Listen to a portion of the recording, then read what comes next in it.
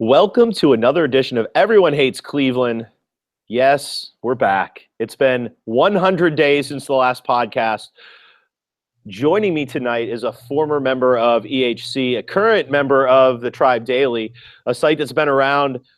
Nino, it's almost like the cockroach of Indians blogosphere. Your site has been around forever. Like when did you start?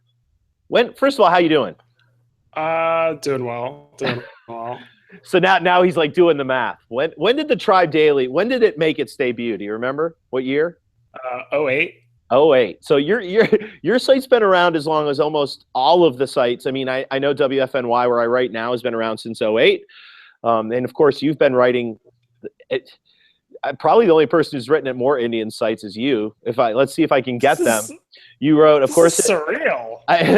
So you've written at the Cleveland Fan. You wrote at STO. Your Cleveland Fan stuff went to STO. You wrote at IBI. Yep.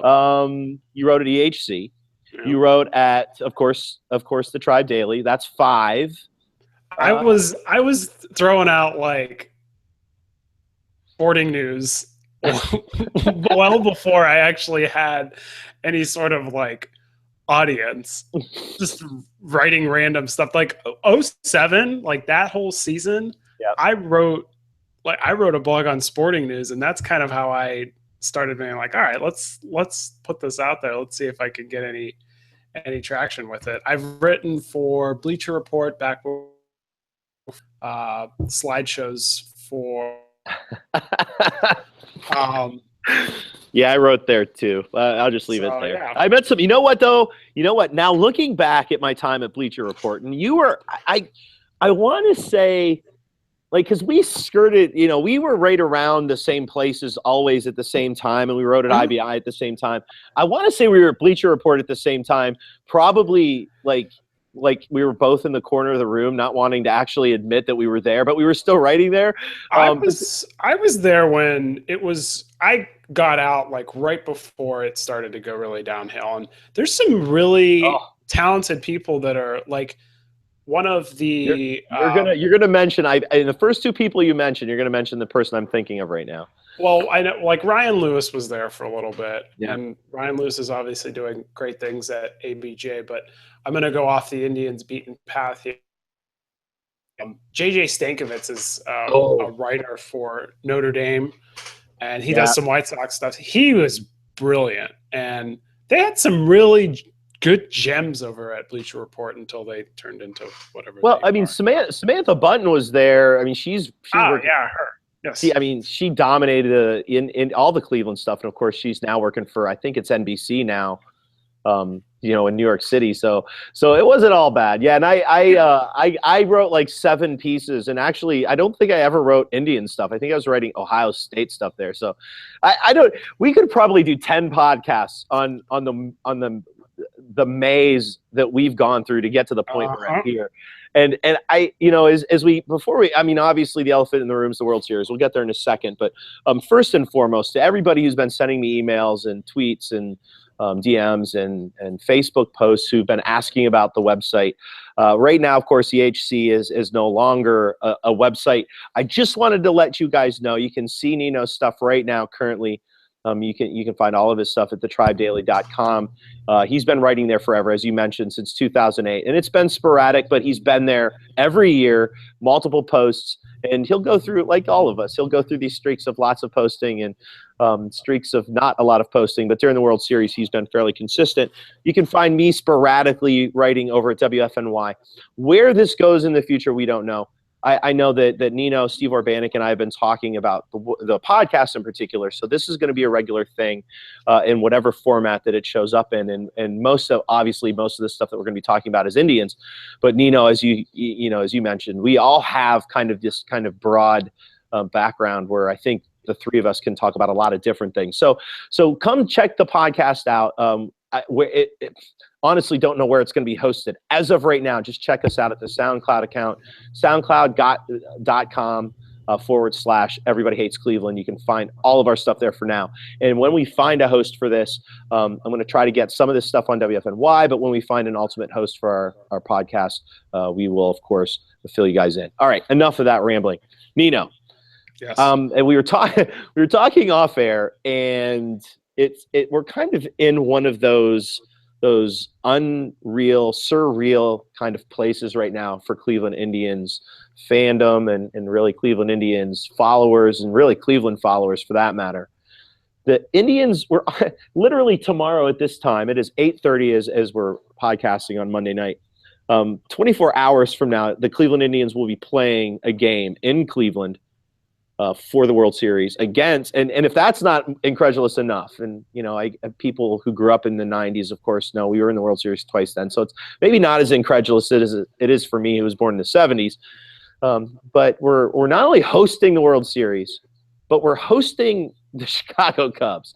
I mean, I think if any Cleveland fan sat back and thought, what would the perfect opponent be? I'm pretty sure at some point the thought of playing the Cubs probably crossed our mind. It almost feels like this. I don't know if I'm ecstatic, if I'm happy, if I'm scared. The national media is probably going to hate us now, but I don't know, man. How are you feeling about all this? We're in the World Series, man. I mean, the hell with the Cubs. We're in the World Series. This is as surreal as you saying that my site has been around forever. Like, what is that? That's weird, man. What universe are we in that the Chicago Cubs, who've have never won a World Series in any of our lifetimes, are playing the Cleveland Indians? Like, one of these teams is going to get a World Series, and there's nothing the rest of baseball can do about it. I mean, it's pretty awesome when you think about that. But I think about the last time we've been this far. I mean, we were talking about 95 and how I don't even remember 95 because I was 6. No, I was 6. Me too. And me too. And like, I remember faint memories of 97, but like thinking back to 2007 when we were in the ALCS, and I know I wrote a post about it, but it was just sort of like, that was cool, and being in that moment, it was something. But we never reached the World Series that year, and now we're here, and I can't believe it, because this is the first time that I can now, like years from now, I'll be able to look back and be like, yeah, I remember that. And after it happened, I just sat on the couch, just staring at the TV, like not even knowing what to think or what to feel. I mean, I like I said, I wrote a post about it, but I just don't have a feeling. It's incredible. It's born from not knowing what this is like. It's just unreal. I think on top of it, I mean, the incredulousness, it goes even further because, as this podcast over the year has kind of developed, and I think, if you go back to our preview stuff at EHC, especially with this podcast, Mike Hattery and I talked a lot about the makeup of this team in March. And we, of course, the first thing that kind of, gave us the left cross was the Michael Brantley news. And then, throughout this year, we've had so much of that. We've had Brantley out. Brantley's played 11 games and pretty meaningless games. Yan Gomes has been ineffective and then was out and is on the roster but hasn't, even seen the field. You've got Salazar, who's been out for multiple weeks now and is coming back and has made this roster, and we'll get into that in a second. But he's missed a sizable amount of time. Carrasco has missed a sizable amount of time and is of course out of everything. We get Andrew Miller to supplement our starting rotation, and in our bullpen, our freaking bullpen ends up as the strongest bullpen maybe in the league, which I think in July, if you'd have said that before the Miller deal, I think both of us would have probably chuckled and laughed. But I mean, is it a combination, of the fact that it is our Indians who haven't won a World Series since 1948, which is probably going to get drowned out in all of this 1908 noise, in 1945 noise since the last time the Cubs have been in the World Series, or is it the fact that this Indians team has been? It feels like we've been behind the 8 ball all season with, all of our injuries, And we make it to the playoffs, and the national media, essentially ESPN and Yahoo, not one person picked us to get out of the ALCS. And here we are. Not only are we in the World Series, but we've lost one game in the playoffs. And this is with a rotation. This is with a rotation, in the ALCS that didn't even have Trevor Bauer. We're talking about our rotation was Clevenger. I start with him on purpose. No. No. I mean, No. So it was supposed to be Clevenger, and then right. No, I take it back. It's barf. That's.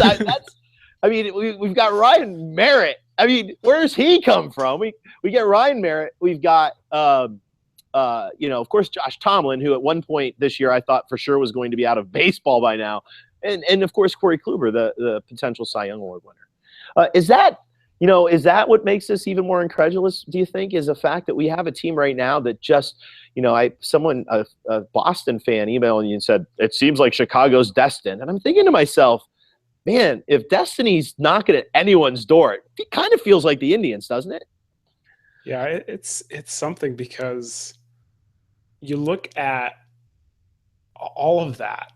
I mean, can you really blame anybody for not thinking that the Indians would be? I mean, of course people are going to pick Boston. Of course people are going to pick Toronto, because you just have to at some point look at everything that just keeps happening from an outsider's perspective and say, well, there's no way that they can overcome this. There's no way. You lost one, you lost two, you lost three. You keep losing key players. Like, of course, but the thing is, a lot of those people, they didn't see what was happening throughout the year. They weren't seeing how well this team was meshing and how well this team was playing in spite of that stuff, and just saying, oh, yeah, okay, whatever. Next man up. Who's next? Anyone want to fill this role? Okay, cool. We got it. It's good. I mean, it was just another, the thing with Bauer is just another thing. It's like, okay, cool. The strange thing is, when he went out, I was just like, and I think a few of us were talking about it, it kind of just felt like, all right, well, we're still going to win this game, because the bullpen's going to come in and throw 8 innings and it's all going to be fine, because we've seen them do it before. They did it earlier when Carrasco went down. So there's just something about this team. I know you mentioned the person say Chicago's destined, and I don't like throwing around the word destiny, just because it is what it is.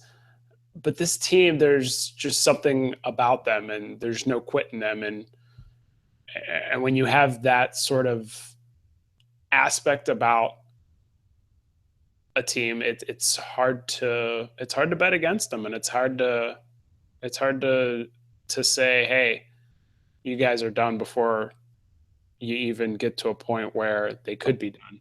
So, well, I keep coming back to, I keep coming back to Chicago, and I don't know. I guess their fans kind of stick out to me. I recall, I was talking a little bit on Twitter about this last night. I recall a day last trade deadline where I broached the topic of dealing. If you're going to deal, at the time we were looking for, a corner outfielder, as we always are. This was literally right before Lonnie Chisenhall became our corner outfielder, but that's for another day. I don't want to get down that path. But he's playing great, by the way. I'm not trying to rip on Lonnie Chisenhall. I just want to throw that out there before I start getting the Nomina flack. But I had mentioned a deal for Carrasco for this little guy named Javier Baez, who I'm sure we'll talk about in a couple of minutes, and I think Jorge Soler. And the Chicago fans, within about 3 minutes, probably 100 Chicago fans just destroyed me, because, of course, they didn't have the slightest iota of a clue who Carlos Carrasco was, even though he had been one of the best pitchers in Major League Baseball for about a year at that point. I see a lot of bravado and a lot of idiocy coming, and of course it's Twitter, Nino, and we know where that can take us. But are we now, because we're facing the Cubs, are we now once again, even though are we now once again are we now once again the team behind the eight ball? I mean, is everybody going to look at us um, as the underdogs? They absolutely are. I mean, again, I cannot blame people. And you're talking about a 100-win team. I mean, you're talking about a team that it's been set up for them from the very get-go. I mean, they've been running wild on teams all year. They went through the NL Central. They went through the playoffs. It's a team that has been built for the regular season and the post. I mean, they're just all well-rounded team. I mean, you can't really blame people for saying, "All right, well, Chicago's the better team." They are the better team. They've got better talent. They've got a deep roster. You don't get to the World Series without having a good team. I mean, that's one. But two is they're stacked. They've got players at every position that are good offensively. They're good defensively. They got good starters. They've got a good bullpen. I mean, you can't help but just say, all right, well, but the thing is, that's not how the game is played. Okay, yeah, so on paper, they're outclassed. The Indians are outclassed at almost every position, but they have been every round. You would see those position previews and, yeah, Boston's got, edge at DH and first base and, center field and left field. Okay, great. And Toronto's got a better, a better starting rotation. Well, yeah, because we don't have a starting rotation. I mean, it is what it is. But even though the only thing we heard about with Toronto is how they could hit home runs and how they were going to destroy the rotation. And, with a guy like Tomlin and a guy like Merritt, for crying out loud, I mean, it seemed there's no way this team was going to do it. But, sometimes as, Mike Hattery's been mentioning this, lots of the guys that we follow have been mentioning this. There seems to be this kind of this wild card, this unmeasurable that part of the reason why we're baseball fans is because you never know. I mean, you never know, right? Exactly. So as we look at this Cubs team, this is the first Cubs team. I mean, the last time they won the World Series, it was Tinkers to Evers to Chance. I mean, that historic combination was the last the group of infielders to win a World Series back in 1908. You look at this team. This is a Theo Epstein team. Epstein, of course, known for the Boston Red Sox. It's an extremely young team. A lot of people are trying to make comparisons to this team to boppers of the past, and I've actually heard some Indians comparisons to the early 90s, and I can actually see some of that with the youthful offense that they have. This team feels a lot like the Joe Madden teams from Tampa, those teams that drafted so well, built that good core of young players. But the difference for me with this Cubs team and the Indians team is they've also got starting pitching. What's the one thing for you, Nino, off the top that scares you about the Chicago Cubs team, either offensively, defensively, or rotation-wise? The thing that I think gives them the edge that I would worry about, because I mean, you talk about their offense, and their offense is really good, and they're a team that has the ability to score runs. I mean, you look at some of their wins in the previous rounds, they would win games by a very big number. I mean, so that offense is obviously something that you want to worry about. But I mean, you're talking about October baseball. It's a little bit colder. It's going to be about 50 degrees tomorrow and probably even worse on Wednesday.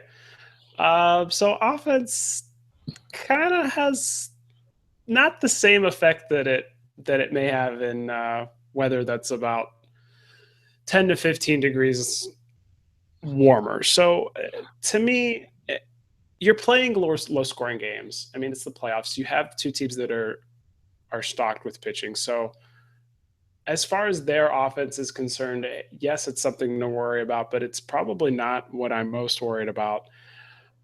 I look at their bullpen compared to some of the other bullpens, and they have a couple guys that they can play matchups with, and they are much deeper in terms of their bench where they can do that sort of stuff. Whereas the Indians, they're kind of stuck in, well, first of all, they only have, no, say Merritt's a left-hander, but they're probably going to be saving him for starting duty. So guy that you can match up with. Whereas the Cubs, they got Chapman in the back. That's your lefty, and he's pretty much your late inning guy. But they also got Montgomery. They also got Wood, so they can play that matchup, and do with a guy like Lonnie Chisenhall. Are you going to pinch hit for him? Are you going to put Geyer in on those situations? If so, then you're losing your best outfielder, defensively at least. So to me, there's a little bit of a matchup problem that I think the Indians face because they keep moves. And then obviously when you're dealing with a guy like Joe Madden, he's more prone to do that. To me, I think the flexibility was they can't make those moves, but I mean, Tito's been pushing all the right buttons up to this point, so there's nothing to say that he won't continue to do that and even throw caution to the wind in instances where it probably is not advised to do what you would expect to do. I mean, to me, but well, I mean, we'll see how that pans out. I think, I want to get to that. I mean, the big move that of course Indians fans are talking about is that trade for Andrew Miller. But I think, just prior to that trade, the Cubs went out and got Montgomery and got Chapman, loading up with lefties, which, was probably their one weakness, just as our weakness was perhaps the back end of our bullpen. They did a really nice job of addressing that. And I think, asset wise, this is where Theo Epstein scares me, because you give that guy's this guy's got, not only does he have monetary assets right now, he's got, player assets. A guy like Javier Baez is a guy who's stepping up now in the World Series. Last year he was expendable. I wrote a piece last year about trading for him. So I think the depth of that bullpen, I think with Toronto, the minute we started dipping into that bullpen, that's when, we could break games open. Whereas I think, and even with Boston, who didn't have a rotation quite as good, but we got into that bullpen quite early and were able to get after them. That's an excellent point. Matchup wise, you mentioned Joe Madden and his, it's an interesting matchup between managers. You've got Madden, who, while has some feel to him, is certainly a guy who's played the numbers. He's sabermetric GM's, best case scenario for manager, going against Tito, who is, I don't know. I don't know if saying that he's the last person on the planet who would use metrics, because I don't believe that. I do believe he uses numbers, but he definitely is not a numbers first guy. I mean, I think part of the fun this season has been the fact that we've been, jackhammering Tito for bunting and the way he's handled the bullpen up to this point of getting Andrew Miller. The way he's handled the bullpen certainly is a way that a lot of Sabre guys have been talking about. And I know 2 years ago, I remember podcasting with Mike about this very way of handling a pen. The fact that they get Miller, does it make you wonder, first of all, how do you see this matchup panning out between the managers and how they handle teams, especially with Cleveland? Cleveland going to Chicago is interesting. With you got Santana, feeling balls in left today. Is this a clear Madden advantage, or is Tito the kind of guy, you talk about how the Indians play together. He's been calling a pretty tight,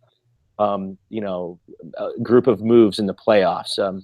They've of course won all the, all but one game, but is this matchup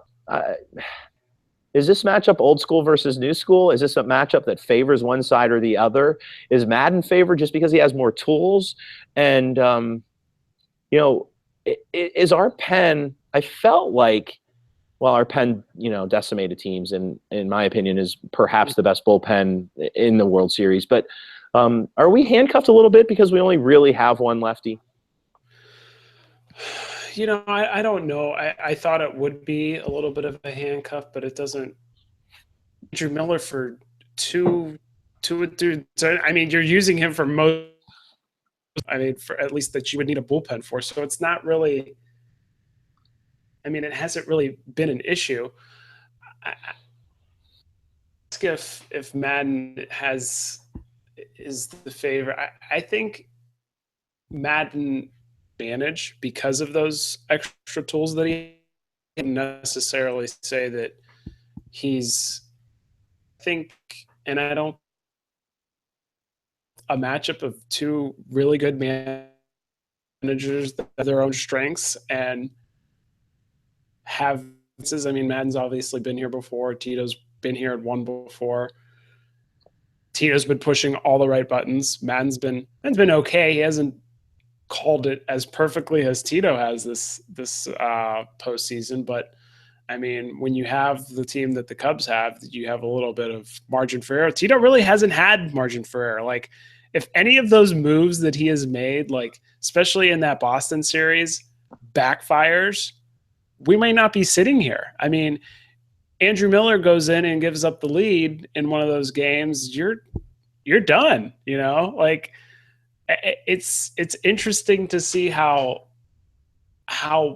perfectly everything has worked for Tito, and he's made, like, whether they worked or not, that's the thing, and that's something that I always talk about is, and we did it earlier in the year, it's like Tito would make a move and it would work, mean it would be the right move. He's made a lot of these moves that he's made in the postseason, they have worked, and they have been absolutely 100% the right move, because you said something about feel. I mean, he has a feel, and what I have felt has more often than not, Tito has made the right move, made the move that I would think would give his team the best chance to win, the best opportunity for his team to succeed, and he's done that so far. So I think it's just a matchup of two good managers that have their strengths, and they have different advantages based off how their team is built, and they've both called a pretty good series so far, and they'll have to call at least 4 more good games if they want to win. Well, you have to wonder. So Madden's a guy who's been knocking at the door now for a while, not with the Cubs, but with Tampa Bay prior. And Tito's been there before, and I know we'll get into numbers in a second, but you look at this Indians team, and I being a fairly smart guy who likes to pay attention to numbers, maybe not as much as other people, but I do like listening to the really smart numbers guys talk about the numbers. And this Indians team, with this incredibly intense sabermetric front office, one of the best in the business, if not the best in the business. I think saying that's not hyperbole. You've got to wonder. So they've been dealing with Tito all these years, and it's funny to kind of watch the people kind of figure out like what the deal is. And then, I think the one thing that's come out in this past month is that Chris Antonetti and Tito Francona are so on the same page. I think there was a lot of question about that. I think a lot of people assumed that Shapiro and Francona were kind of the centrifuge of that relationship. But we're seeing now that Chris Antonetti, as sabermetric a guy as you can possibly get in the front office, is totally buying into Tito Francona and his, maybe he saved his job 3 years ago, who knows? But here's the thing. My question, I guess, kind of heads in this direction. Like, does Tito Francona have such a feel for the teams that he coaches? When you watch this team and the way they talk about him, and you go back to those Boston teams in 2007, 2004, and in between and after, he seems to figure out just what makes a team tick, and then gets these guys to want to run through a wall for him. Can that overcome some of this number stuff? If you get a guy believing he can go out in a situation where it's not supposed to perform, and then he performs, I mean, can't that be a little bit on the manager and just that belief system? That's one. And two, can it just be? Are we maybe overstating this? I mean, I hate to say this, but is Andrew Miller? Is he just so good at what he does?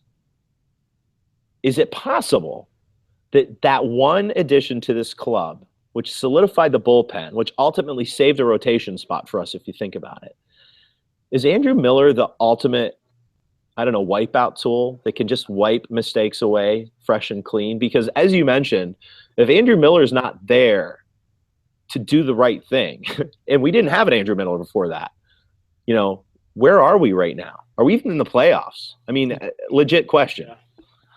Well, no, I don't think we're definitely not this far if we don't have Andrew Miller. That's for sure. We're still in the playoffs. But yeah, I don't see them overcoming the injuries to their starting rotation without having a guy like Miller who picked up the slack when they needed that. Your other question about Tito, I mean, we've seen it work to this point. I mean, yeah, he is most definitely a guy that he just, for whatever reason, has that aspect about him, that aura, that respect. I mean, you saw the minute they brought him in here, he had people wanting to come to Cleveland.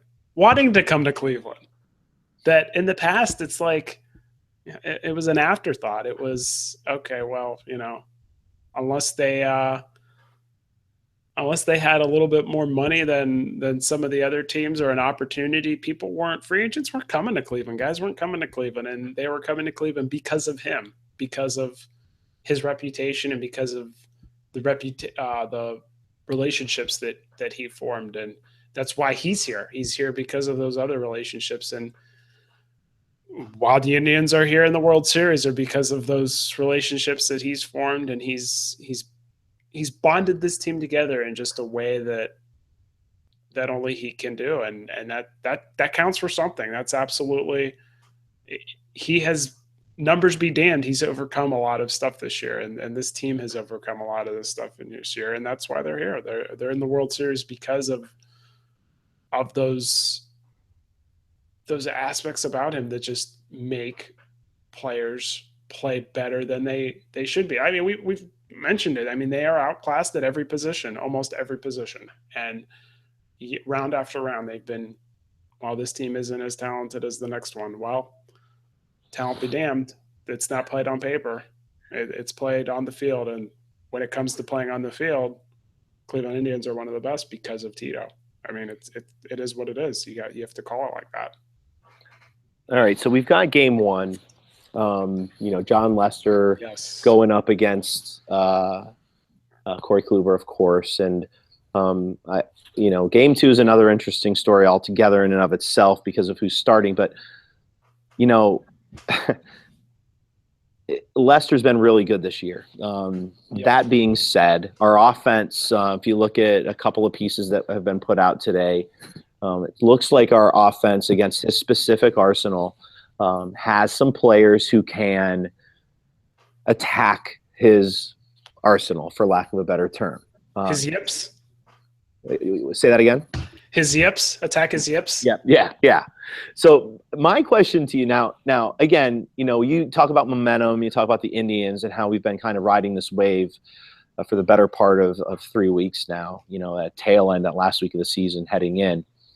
Lester's been pitching pretty well, but there definitely are quirks, as you mentioned, and he's definitely been a guy that the Indians players have been able to hit over the years. Is this an advantage right away? I mean, you've got Corey Kluber, who is as Corey Kluber as you can get right now. I mean, this is a guy who's in the groove, coming off that late season injury where he missed a start.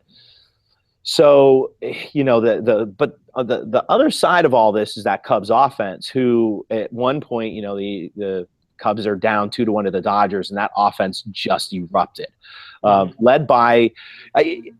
In fairness, you know, I mean, it's not like they're performing at a high rate. If you look at some of the metrics there, they're definitely for some holes in the offense, but they were just pouring runs on. You know, Baez is kind of at the center of that as a guy very similar in makeup offensively to, say, Jose Ramirez.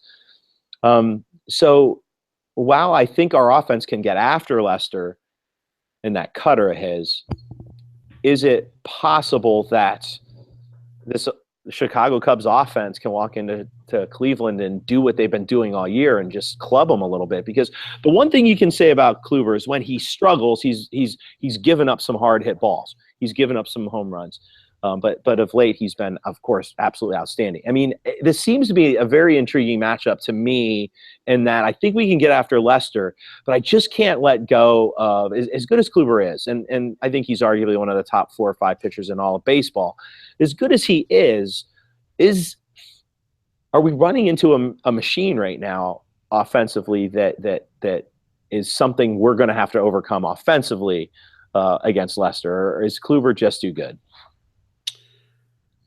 You know, if they do run into a machine offensively, they're not going to overcome it. It's just not.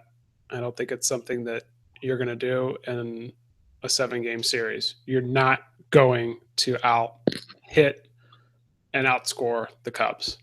It's just not going to happen. That's not the game that you're going to play and win if you're the Indians. It's got to be low-scoring games. It's got to be close ones. It's got to be let's get a lead within the first 3 to 4 innings, regardless of who's on the mound, and play with the lead, play ahead, play.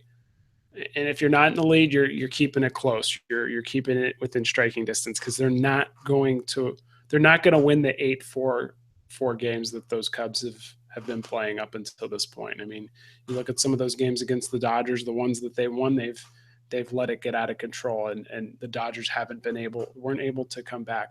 You look at the games that the Cubs lost, 6-5 in 13 innings, 1-0, and then obviously 6-0 was your kind of anomaly. But you got to keep it close. You have to be able to either have a lead or be within striking distance, because you're not outscoring that team. You're not doing it. I don't think that. Granted, this Indians offense is underrated, and it's got the capabilities of scoring runs, but they've been playing playoff baseball, and playoff baseball is close games. You come up with the key hit when you need it, but you're not playing these slugfests. And they've really done a nice job, of getting in the heads of the teams they've played. Yes. They completely. The one thing that our rotation does really well is skirt the corners, and It was kind of fun watching Kluber, Tomlin, who seems to be grooving again, Merritt for sure, nipping corners, getting calls, and you talk about a guy like Roberto Perez, who's fantastic behind the plate, as everybody has noticed. Offensively he does some things, but of course he's back there to make our rotation better, and you can put a lot of emphasis on us. Our rotation and our bullpen getting into the heads of Toronto, simply because Perez is framing really well back there. If you watch him dance behind the plate too, he's really fun back there. He's a guy who's all about misdirection. He'll line up on the inside and then bounce to the outside. He's getting into hitters' heads, and that clearly got at Toronto. I mean, obviously, if you look at his framing numbers, he's the best framer in the playoffs right now, and one of the best in baseball. Is maybe the chink in the armor of the Chicago Cubs? If you watch those early games when the Dodgers were beating them, they look out of it. Like they looked like they looked out of it when. I go back to the first game that Kershaw pitched when he was Kershaw, and their bullpen is pretty good as well in Los Angeles. Even Madden looked stressed. I mean, it was very interesting to me that as Los Angeles was rolling a little bit, it looked like Chicago was a team that you could kind of get in the heads with. Is it possible that this kind of veteran Indians team, not kind of, I mean, we're a veteran team.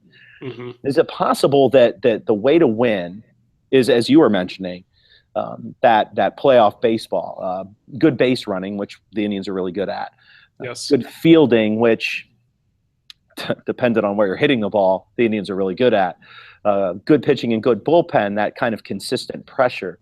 Is that kind of what put the Red Sox and the Blue Jays under, is this consistent pressure, this kind of relentless aggression that Tom Hamilton was talking about, where you can't really rest on anybody in this lineup because you get on the bases, you've got guys that can really make your life miserable. You've got some guys at the bottom of the order like Lonnie Chisenhall, who was playing pretty well. And you got guys like Francisco Lindor, who can carry a team kind of at times. And, I mean, think about it. This playoff's probably the one guy that we've counted on in the regular season, Jose Ramirez, hasn't gotten it going yet. If he gets it going, Yes. that seems to be something that could really, really hamper this team. And then we saw Mike Napoli at the tail end of that Toronto series kind of catch fire for the first time since, seems like since May, almost June, July. So is this are the Cubs young enough? Because they're a young team, loaded with a lot of young players who are going to be dancing in this World Series for the first time in their careers. Is the best way to get after them guys like Kluber, who never breaks a sweat, guys like Francisco Lindor, who's great for us because he's always happy, but probably drives other teams mad, Jason Kipnis, who's kind of a Pete Rosey sort of, we're going to rub it in your face kind of guy. This team seems to have a good idea on the mechanics of how other teams think. And I think that's where a guy like Tito Francona really steps it up. Is this a team that can get in your head? And is that where we get the Cubs? Yeah, I think it has to be. It has to be. That's the game that you have to play. The Cubs are really good by tons of metrics. You look at some of the numbers that they've put up this year, and they're just insane. Like some of the, just looking at some of this, like they shouldn't be doing that. But again, like I keep saying, it's not played on paper. It's played between those chalk lines, and it's played with some of that stuff that you're talking about there. It's getting inside the game and doing those things that make teams successful in the long run.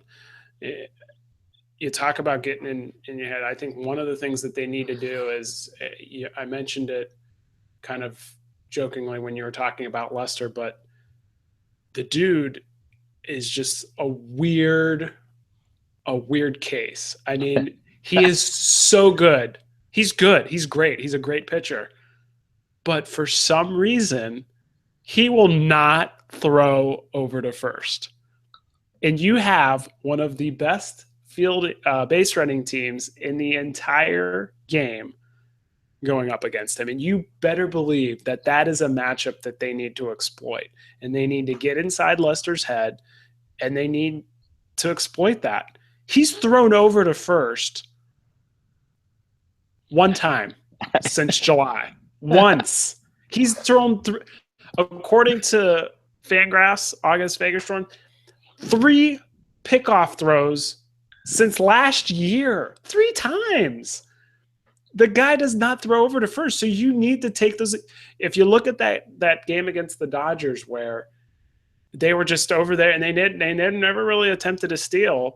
They were over there dancing and moving around and getting these crazy leads almost halfway to second base, and they never would run.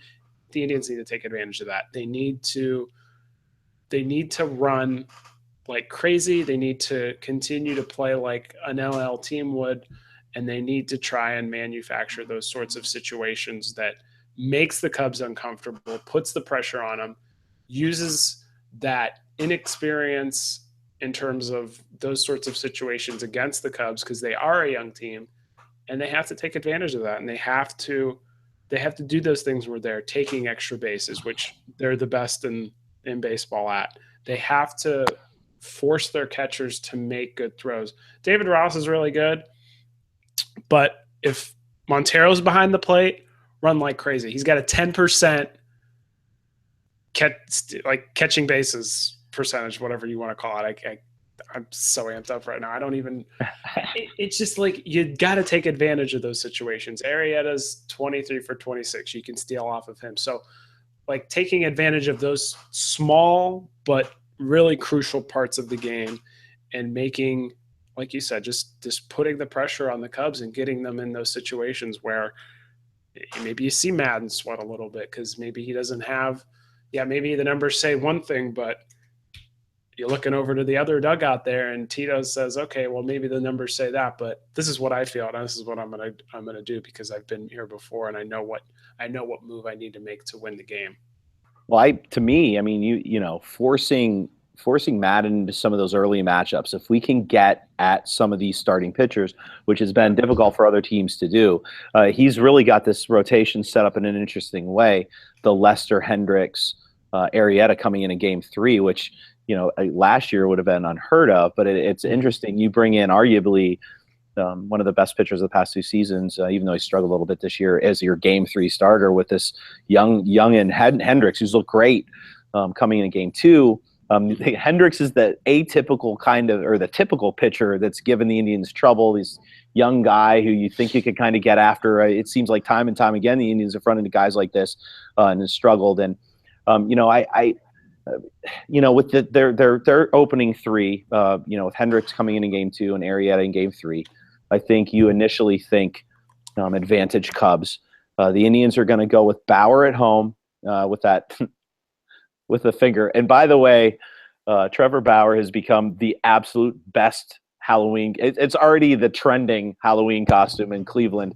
If you don't have a Bauer jersey, get one and just dip your finger in ketchup, and you've got an instant classic Halloween costume. And then you've got Tomlin in game 3, which is interesting because Tomlin has pitched so well. First question to you on this on the Indians rotation. I got 2. This is a 2-parter. A guy I haven't mentioned yet.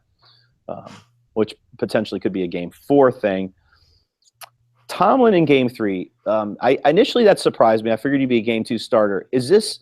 It's going to sound silly, but are they? I know where you're going, and no. This seems too basic, and I'm sure there's more to it than that. But certainly hitting the baseball has to be part of this, right? Like they're putting Tomlin in Wrigley because he can hit. And absolutely. The disadvantage that we have, of course, we have to potentially bench Carlos Santana. Don't go down that path yet. We'll get there in a second. Although the rumblings are that they may find a way to get him in the game, which I still can't believe, but we shall see. Are you nervous about that? You mentioned Montero, and of course Montero was the catcher in Arizona when Bauer made his debut. It just makes me chuckle. You mentioned him, and of course Bauer immediately started calling him off, getting in his head. I could just imagine Bauer getting in his head if they're in the same game. But are you worried about Bauer? He didn't. He cut his finger. Obviously, there's going to be some healing. I don't think we're going to run into the same issues that we have in the past with the finger. I think that's probably healed up enough that it's not going to bleed as it did before. Are you worried about him being the game 2 starter? No, I think that's the right move. I think regardless of – I think absolutely Tomlin hitting is part of it. You have to factor that in there. And plus, even with the finger, yeah, he can pitch with it. Can he grip a bat with it? I mean, you don't want him doing that. That's an extra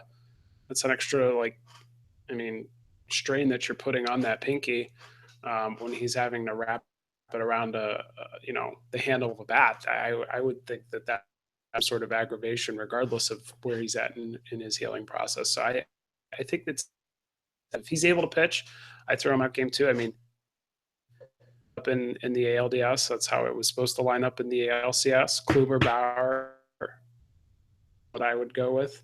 I have no issues with Tomlin pitching at Wrigley. I think it makes sense to put him in the NL Park, and I think it also helps them line up their rotation.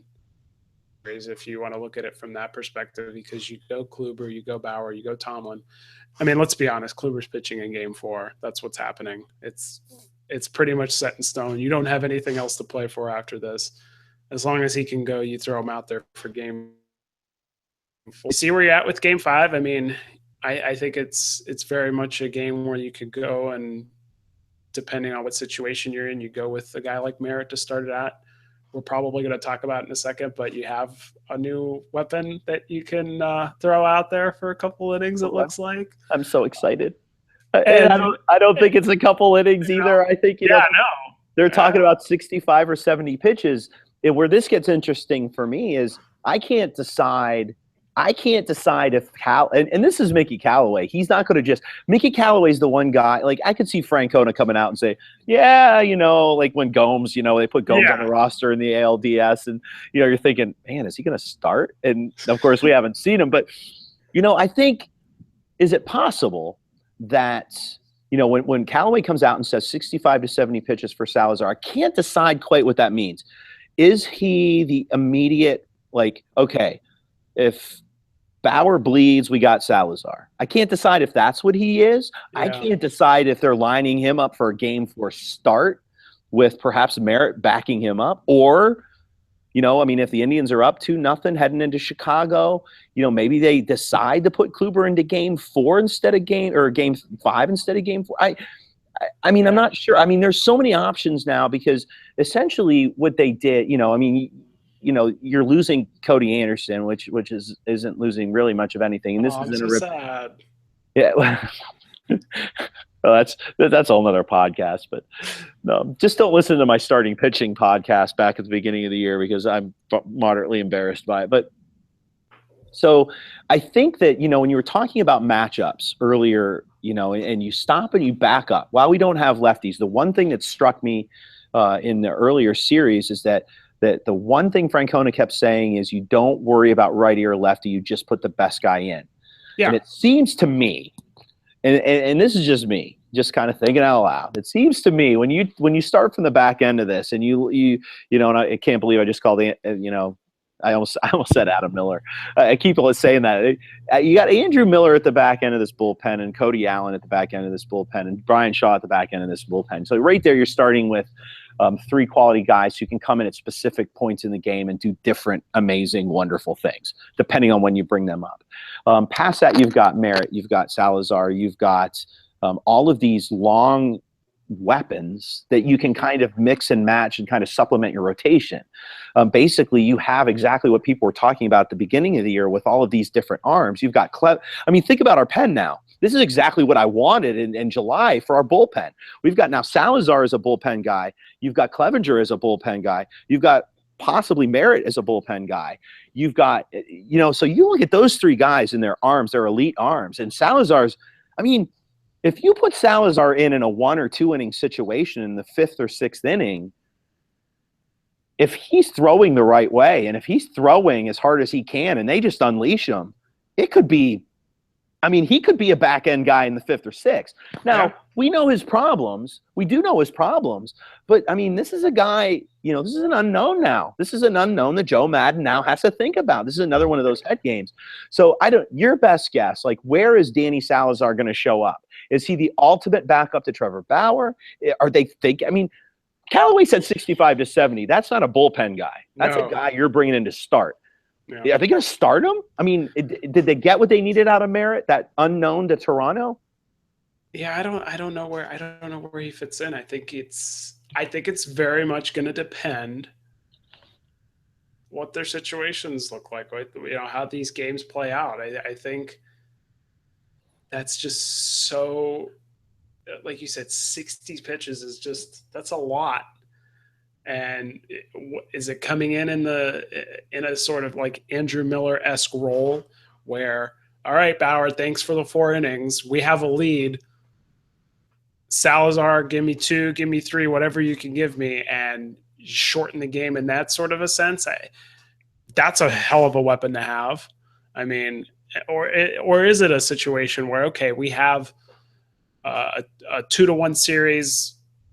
Yeah, it would be nice to throw Kluber out there again, but let's give him an extra day's rest. Let's let him go 5. Let's throw Salazar out there in game 4 and see how many innings he can give us. I don't know. It could be anything. I think it could be any of those things that you've mentioned. I think that it'll depend on what the situations look like, and I think it'll depend on, obviously, the minute he goes out there, if he's able to perform. And I can't think that they would put him out there if he's not ready to go. It seems like it would be. I mean, they tested it with the ALCS. There was thought that maybe he could be there now. Now it's for real. Now he's on the roster, and I don't think that they would put him in this position if he wasn't there to help the team and he wasn't able to help the team. Because, I mean, we're talking about the highest stakes of the year, and if he's ready to go, then that's a hell of a weapon to have back there. And like you said, it's one heck of an unknown for the Cubs to have to deal with, because it's like, when's this guy going to come into the game? Well, and he's pitched once in his career against the Cubs, once, and it was last year. Pitched fairly well against them. They haven't seen him at all this year, and I really, when you talk about Francona and the moves that he made, that Ryan Merritt move was brilliant. They had never seen him. This is a guy who paints corners. The key for me with Salazar and the worry, I think that everybody has, is control. The big thing for Danny Salazar is control. If he can nip corners, if he can use his arsenal and blow by people. But this is why the 1 or 2 innings potentially for him would be interesting to me. But I mean, let's face facts. I mean, there was a point in this year, at the beginning of the year, where he was as good a pitcher as there was in baseball. Let's not forget he made the All-Star game. I mean, this is a guy who, when he's on, and they've been handling him in a very interesting way, kind of mollycoddling him back from Arizona, where, every report I saw in Arizona was that he wasn't on, but this is probably the Indians management just letting him kind of loosen the arm up. As he started getting more serious, pitching simulated games in the ALCS in particular, I heard a lot of pretty amazing reports about him going after, finding velocity and finding location again. So I think it's an interesting wild card to have. Just one more thing that let me just put it to you this way: at a bare minimum, it's not Cody. I mean, Cody Anderson was on this roster, and I mean, this is no rip on Cody Anderson. It's just when you talk about Cody Anderson, you talk about Danny Salazar. I think the pedigree there. I mean, obviously, you'd rather have Salazar there. So our bullpen is interesting as far as cannon arms go. I mean, we've got some interesting guys there. All right, let's kind of get to the let's throw out one more rumor, and before we wrap this bad boy up, Carlos Santana fielding balls in left. And so of course the first thing that pops into my head is Carlos Santana fielding balls at third. Left is not third base, but the flip side of this is, it's not like we're talking about, the best left fielders in all of baseball for the Indians. I mean, we've got some fielding issues out in the outfield as it is. Is this a real deal? I mean, I've seen teams do this in the past where they'll plop a guy out there, warm ups and, test out things. And, Salazar's not an unathletic guy, but does this seem like a stretch to you? I mean, you want to get the bat in there, but wouldn't it, I don't know, is this more of a 1 or 2 inning thing, you think? I mean, if it's me, and that's just me, with the way Napoli's been playing, I mean, if he can continue what he's doing in Toronto, great. But if it's me, Santana's nowhere near sitting on that bench. Santana's playing first base. But, is Santana going to play left field or to get both of those big bats in there? Is this a wait and see? Let's see where we're at in game 3 sort of thing? Are they just trying to, again, get into the head of the Joe Madden on the other side of things? God, are we going to see Carlos Santana starting in left field for the first time in his career in the World Series Game 3? Can I say all of the above? It could be anything. That's the fun. That's like the fun of this. It's like it could really be anything. When I first was thinking about the whole DH situation and how you lose it when you go to Chicago, my immediate thought was, well, let's go back to some of that scary stuff that we've witnessed in the past few years. You shift J-Ram out in the left field. I mean, he's played there this year, so he's got left field experience. Put Santana back over at third. Knapp at first. I mean, you got Francisco Lindor and Jason Kipnis up the middle. That's all you need, right? I mean, why not? I mean, Gino's done this stuff. I mean, he put back in 04 and 07, he put Poppy at first base and he shifted his guys around. I mean, I know. I think honestly, like you said, Jim, I think it's a little bit of everything. I think it's, preparing for instances where, you're in a situation where you're probably going to be able to utilize double switches and you're going to have to work around the fact that your pitcher has to hit. I think they're preparing for anything and everything. I think. Well, I think coming out today, they're advertising the fact that they're working on their bunting, and while it threw Twitter into a friggin' frenzy, I mean, this to me feels like, and I mean, listen, I'm not even going to get into the Francona bunting thing. I mean, we know where that conversation goes every time, but this does again, this kind of modus operandi that we keep coming back to is this messing with the head of Chicago. I mean, I don't think, strategy wise, the day before the World Series, you advertise like your biggest asset of bunting all the time, which asset is, you can imagine what Joe Madden thinks of that. But, it's it just seems to me like they're doing all of these different things and publicize these different things to kind of give Joe Madden even more to think about. This could be overplayed. I mean, Joe Madden, I'm making Joe Madden sound like a Keystone Cop. This to me is a battle between who ultimately is going to be considered the best manager in baseball right now. To me, if Terry Francona wins this World Series, his third to Joe Madden's 0, I don't care who you are. I don't care which metrics guy you are on this planet. And I got some of our best friends, you talk about Adam Burke, you talk about Mike Cattery, you talk about August already. These are some of the best minds in baseball. If Francona wins his third World Series, I don't care what you say about Joe Madden. I don't care what you say about Joe Madden. If Tito Francona wins this World Series against Joe Madden with that Chicago Cubs team, the discussion's over. Yep. Over. He's the best manager in baseball. And I think if you step back and you look at the 4 seasons that Tito Francona has put together with his team, he got Andrew Miller. He got the best reliever in baseball. And that transformed how he handled that bullpen. To me, it's all about tools that Terry Francona has. In Boston, he was doing some insane things with that. Look what he did with that lineup against the Cleveland Indians, who were up 3-1. That lineup took every damn pitch. And you can't tell me that wasn't a Francona strategy with a very adept offense with Manny Ramirez, with David Ortiz, with Kevin Youkilis. He gets how to manipulate ball games. And I'm telling you, man, he's doing some things right now prior to this series. It's making me chuckle because when I saw the bunt thing, I'm thinking, how many times have you asked yourself, is he trolling us on Twitter? Yes. Yes, he is. He absolutely is. So this is a guy that just gets it. Boy, if we can get game, I was telling my dad today, man, if we can get game 1, here we go. I'm starting to get amped up now. If we can get game 1, Corey Kluber, and you get Trevor Bauer out in that hill, this is what Trevor Bauer was built for. Nobody believes in him except every guy in that team that wears that Cleveland Indians jersey. Well, I'm just telling you. The funny thing, honestly, he cut his finger playing around 3 days before his start. He cuts his finger with a drone, of all things. And I'm sorry, on most teams, I don't know that that's going to fly with the rest of your team. Pun intended? Definitely. What shocked me is that nobody blinked. Not one person blinked.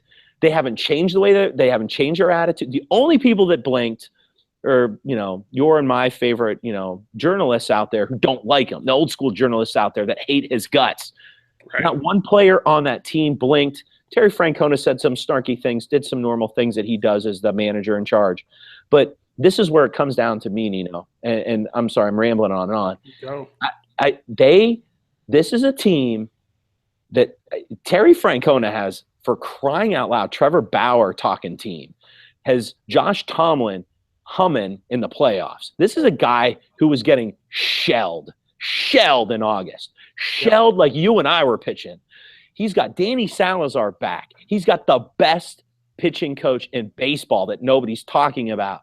We've got the best reliever in baseball going up against Chapman. Can't wait to see those two on the hill at the same time on opposite sides. That ought to be fun. I can't wait to see Chapman walk out on the mound in Cleveland. Thank God it's not with our jersey on. I can't wait to see Roberto Perez gunning people down and framing. I can't wait to see Jason Kipnis, who everybody thought can't play this late in the season because he plays too hard.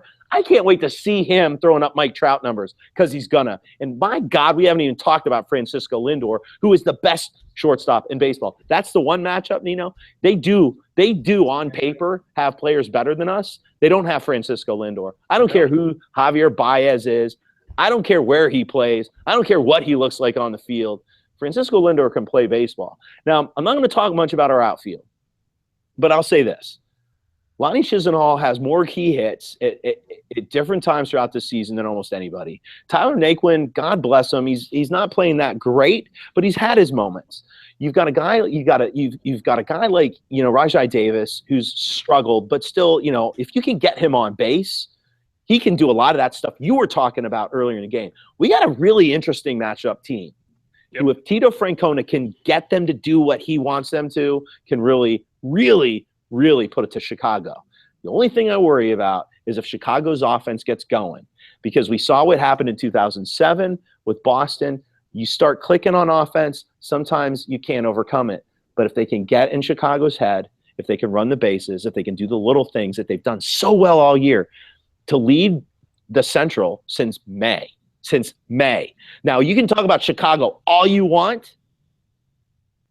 I don't know, man. Seems like a better matchup than people think. It is. It is. I mean, they have areas that you can exploit. They have areas. I mean, we saw it with the Dodgers that they were able to put together some stretches where it looked like, I mean, there's people when the Dodgers went up 2-1, they're like, oh, Cubs in trouble. Well, yeah, I mean, obviously they're in trouble. They're down 2-1, but it's just, like you mentioned, it's doing some of those things that make a team complete, and the Indians are able to do those things. And I think those are definitely worth talking about because, I mean, it's made a difference this far. I mean, you look at them, it's interesting. It's an interesting game at this point in the year. It's not the same game that you watch all year. It's people were talking, well, you're not going to be going into the playoffs doing what they're doing without a rotation. Oh, really? Like, that's exactly what you're going to be doing in the playoffs, because guess what? You got a couple of the best relievers in baseball who can shorten the game.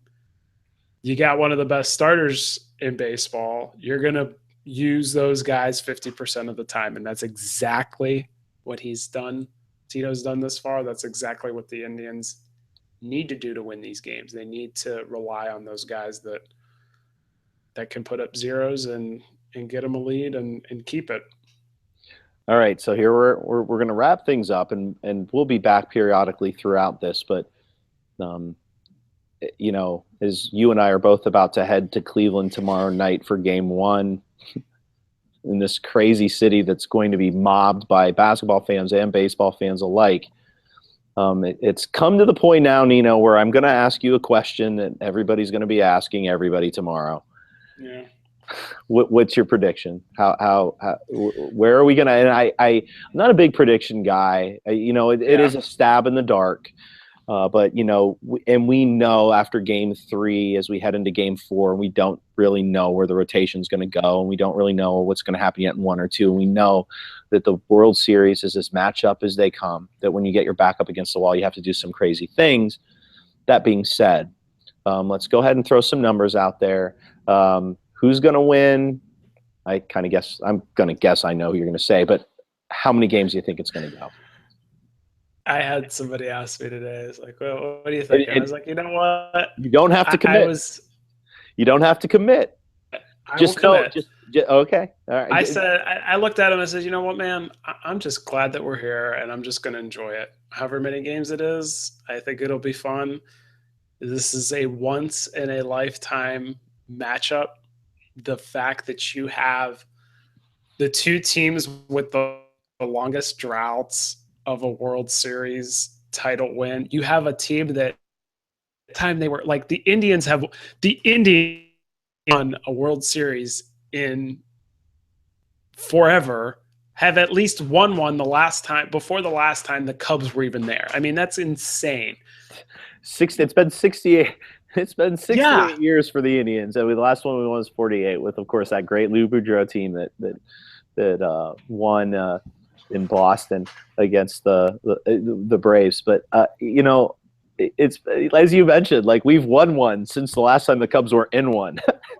That's the best. That's crazy. That's the best. I mean, seriously, we get to the World Series in a way that only Cleveland can. We play the one team. And we face the Cubs. We play the one team that has just more of a deep-seated, like, just badness to them over the years. Which is why this series is going to be so much fun, because the Cubs are not bad. Yeah. I mean, you can rip on their franchise over the years. But okay, I'm sorry, I'm interrupting. What's your call? No, I think so. I told him, I said, I'm just going to enjoy it. I'm going to enjoy this however many games it is. I think it's going to be fun. I'm going to be at game 1 and 2, and it's going to be great. And it's going to be some good baseball. It's going to be interesting baseball. I mean, we've talked about some of that stuff, but I'm just going to enjoy it. But Tribe in 6. Oh, dang it. Damn you, Nino, son of a Did I steal your thunder? Oh, man. So I had this whole thing planned out. You can take MVP because I think we're thinking along the same lines. All right. Well, hold on here. So here's the thing. I mean, we won the Boston series. We didn't win the Boston series at home. We won the Boston series in Boston, which I thought was funny because of Ortiz. We won the Toronto series in Toronto, which I thought was funny because Batista was probably crying in the clubhouse. I cannot fathom. Clinched the division in Detroit. Yeah, I mean, everything's been on the road. You go back to the Cavs. They win in Golden State. I mean, we get all this wonderful stuff here in Cleveland over the past 6 months, but we haven't gotten anything here. So there's no statistics behind this whatsoever. I want them to win in Game 6. I don't want it to go 7 because I cannot fathom having to put up with another Game 7 after 97. Give me Game 6. Give me a win at home. If we can clinch at Game 6, I don't know how I'm getting in that stadium. I'm getting in that stadium. You might see me hauled off to jail. I'm going to get in that stadium. Game 6. Cleveland Indians. I think what we're going to do is I think we're going to win both games in Cleveland. I think Chicago's going to win the first 2 in Chicago, and then I think we're going to win game 5. And we'll see how the pitching rotation. If Kluber goes Game 4, that makes Game 5 interesting to me because I don't. Merritt, Salazar. Yeah. I mean, that could go a bunch of different ways. I keep saying to myself, why can't Andrew Miller start? But he probably could. How come he was such a bad starter, and now he's essentially been a starter in the playoffs, and he's been so. It's funny how baseball works, man. I mean, it's he made some adjustments, with the way his leg kicks. He's made a couple of shoulder adjustments in the way he throws the ball, little tweaks. Man. Someone. I don't want him to stop being the best reliever in baseball, but no. if Mickey Callaway, got on a conference call in like February and said, we stretched Andrew out to about 60 pitches. We're thinking maybe he can start. I don't know that I'd be upset at that. Bargain of a price. But that's down the road. That's down the road. I mean, all right. So MVP of the series. Come on, baby. I know who you're leaning towards.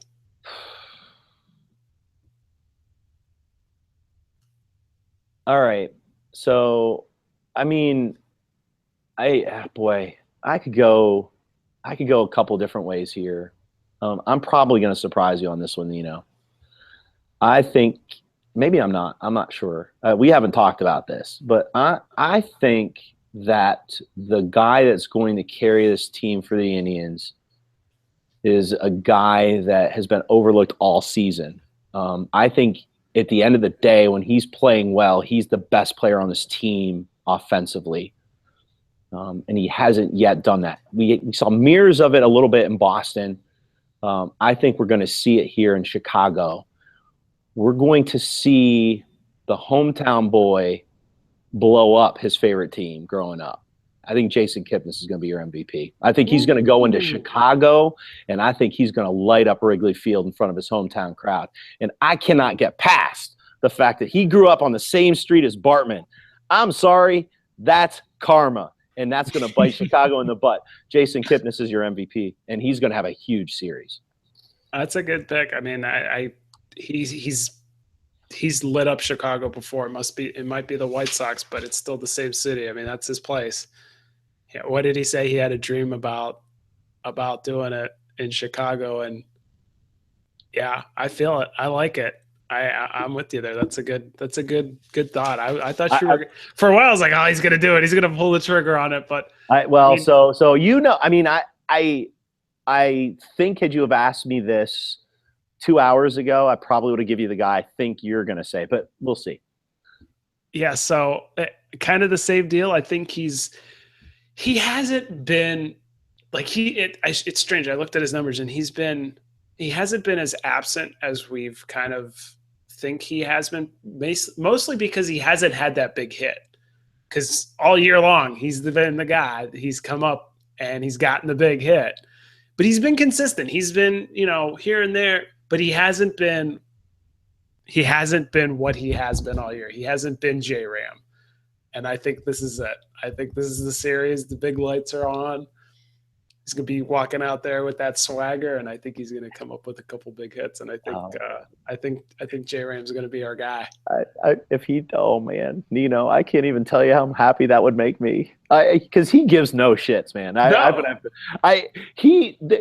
There hasn't been a series or a game he's been in where he's given I don't think this game means any different than if you were playing at a Sandlot game in the Dominican on a Saturday, after drinking all day. I think that I